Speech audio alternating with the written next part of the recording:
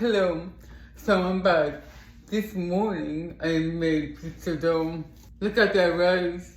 So we're going to cut the dough in half.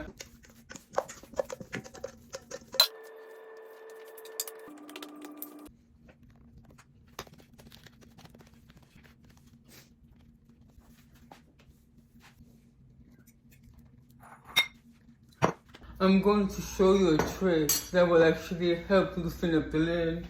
You take a spoon and you tap it slightly on top, not too hard because you don't want to shatter the jar.